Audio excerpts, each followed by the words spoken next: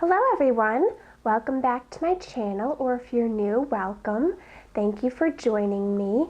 I'm Erin and I'm glad that you found my channel, and I hope that you'll stick around and click the subscribe button so you can see all the future videos I have for you. Also be sure to click that notification bell so you'll be notified every time that I upload a video. Today I'm going to be doing my follow-up to an e.l.f. haul that I did 2 weeks ago. I tried these products out for exactly 2 weeks, and now I'm going to let you know what I thought about them. I do have to say that 2 weeks for some of them might not be long enough to completely tell, but it does give a pretty good idea. So if you haven't seen that haul yet, I will link it above in the cards for you, and also try to link it below in the description box in case you're watching somewhere other than on computer or on a mobile device. But the first item I'm going to start off with is an item that I already knew I loved. I just had run out of it, and I find it very difficult to find in stores, so I made sure to get another one, and that is the e.l.f. makeup remover pen, because I know I really like this product. As I've said before, it's great for fixing up makeup mistakes that you may have made. So basically, it's kind of the same sort of stuff they would put in a makeup remover wipe or liquid. It's just in pen form, so it makes it very easy to get in there to fine areas and basically, as I would call it, erase the mistakes that you made. And you just can keep it clean by kind of wiping it off after each use, because it will get makeup on it, and they last a pretty long time. Very inexpensive, just like I said, hard to find in store sometime, but always handy to have available. The next item I purchased, I was pleasantly surprised by, and that was their illuminating eye cream. While I would prefer it came in a different sort of packaging than a jar, I don't really have much choice over that, but I try to keep it sanitary. And with this being such an affordable eye cream, I wasn't sure if I would like it, if it would do anything for me, but so far I've been using it every day, morning and night, under my eyes, and it's very moisturizing. Doesn't have a strong scent to it, but the thing I especially love about it is not only is it great at night, but it's great when I use it in the morning. My concealer goes over it with no issues. Granted, I give it a little time to settle in, but it doesn't make my concealer crease or look weird or anything. So far, I'm really liking this eye cream. It does not really do anything for dark circles. Puffiness, I haven't noticed a lot on the puffiness because my eyes don't get that puffy that often, or my under eyes, unless I'm really exhausted. But as far as dark circles, it's not going to do anything for that for you, but I don't know of that many products that do, unfortunately. If you do, let me know, because I would love to try it, because you know I'm always trying to take care of those. But this is a great one for moisturizing day to day, and it won't mess up your makeup. The next item was the e.l.f. Hydrating Water Cleansing Cloths. I wanted to try these to see how they were different than their regular black packaging and if I liked them better. And I have to say that I didn't use these every day for the 2 weeks, but I used them whenever I needed a makeup remover wipe. And so far, they're not my favorite. And from what I can tell so far, I prefer the black packaging over this one. I just didn't find there to be anything that great or amazing about them. They're not bad, but I just didn't find them to be that wonderful or special, and I think I have other makeup remover wipes that I would prefer. Sticking with the skincare theme, I also tried the Hydrating Water Sheet Mask, and sheet masks are a tough thing, I think, to judge, because well, it's one-time use. I think unless you use that particular sheet mask more than once, meaning purchase a few of them and use them again and again to really see the results and if it works for you or not. I liked this as a sheet mask. It was very, I guess it had a lot of the serum or liquid or whatever they put in it. It seemed very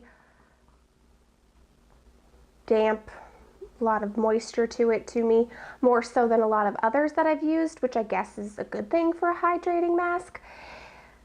Be warned though, it's extremely cold when you put it on, and I think it's supposed to be that way, but when you're using it in cold temperatures, it does make your face feel very, very cold.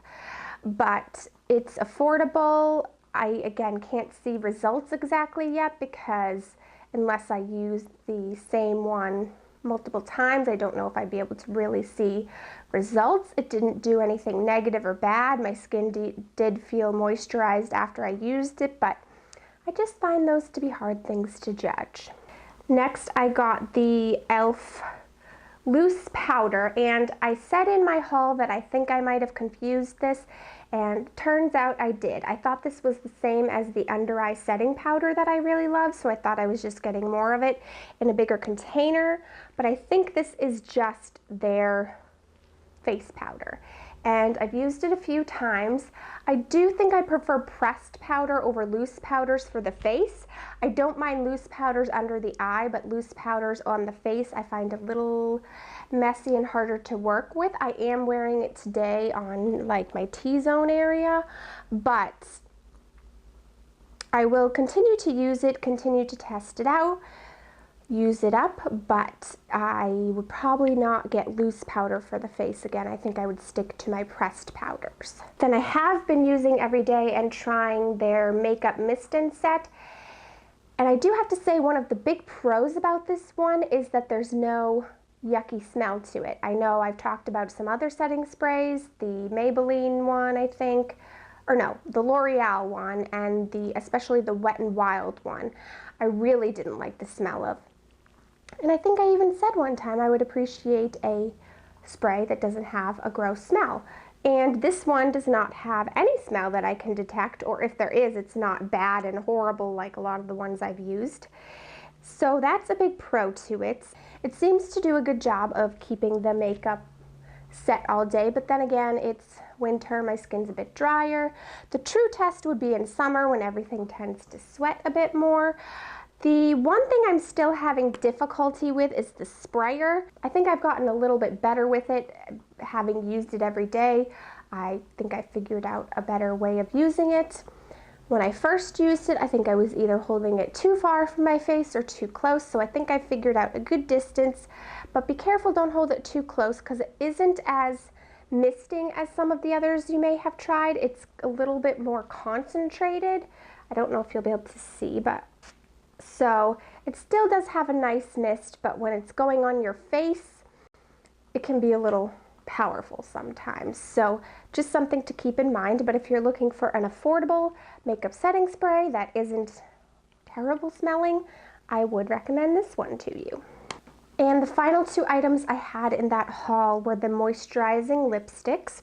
And I did try these both out over a number of days. So the colors are Ravishing Rose and Pink Minx. And I have to say that Ravishing Rose I prefer a little bit better. Not so much in color, but in the way that it applies. It's a lot easier to go on the lips.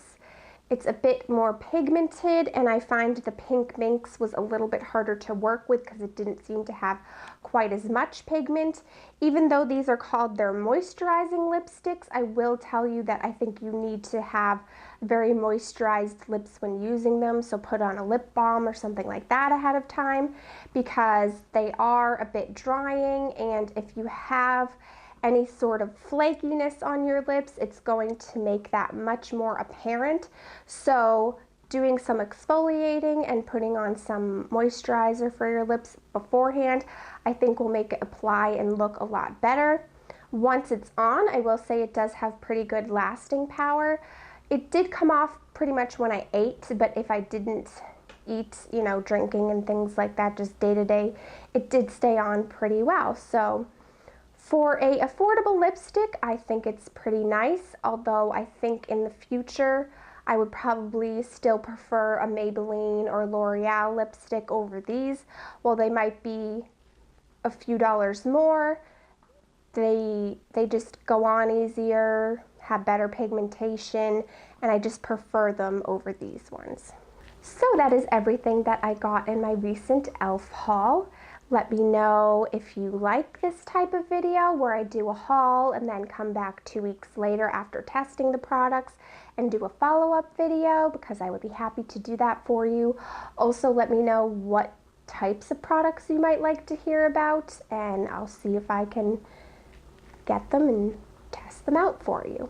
I have many more videos coming your way, and I hope that you'll leave me any video requests that you might have in the comments below.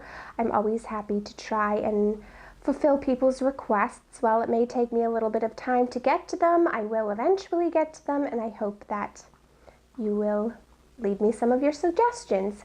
But please give this video a thumbs up if you enjoyed it. Thank you for watching. Have a great day, and I'll see you soon. Bye!